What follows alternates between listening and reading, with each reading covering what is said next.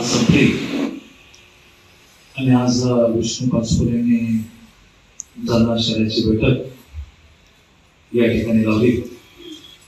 आपण सर्व या बैठकीला आलात त्याबद्दल मी आपल्या सर्वांचे मनापासून आभार व्यक्त करतो.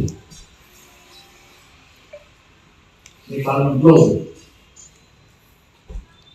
की कपटाची लढाई कपटाने लढलो तर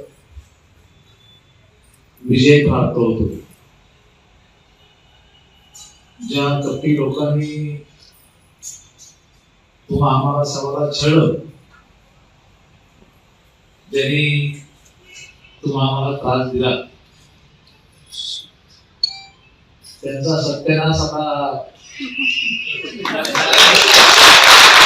जिन लोगों ने हम लोगों को संकट में डाला है उनको कभी छोड़ने का नहीं.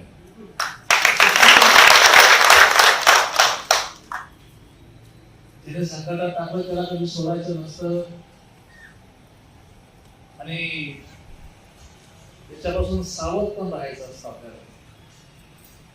आता आपल्याला सावध राहण्याची वेळ आलेली. आपण सावध राहून निश्चितपणे येणार काही का असे ना नाही झाला, आपल्या सर्वांच्या ताकदीमुळे आपल्याला ते अंगावर घेण्याची हिंमत निश्चितपणे माझ्याकडे आहे. तुम्ही आहे तुमचे असं, तुम्ही नाही ते तुम्हाला नाही, त्यांना म्हणतो ते नाही त्यांच्या विना आपले पूर्णपणे तुमच्यावर मला आहे, तुमच्यावर तुमच्या ताकदीवर मला पूर्ण भरोसा आहे. येणाऱ्या निवडणुकीमध्ये पूर्ण ताकदीशी उतरायचं, जिंकायचं आणि पुन्हा एकदा आपला बोलबाला जेव्हा म्हणता येईल या विधानसभेमध्ये आपल्याला करायचा आहे, आपण मनाशी करून घ्या. खर तर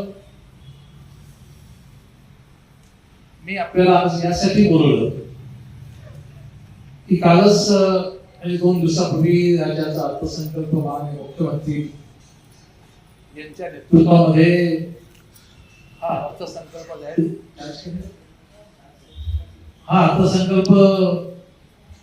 जाहीर झाला.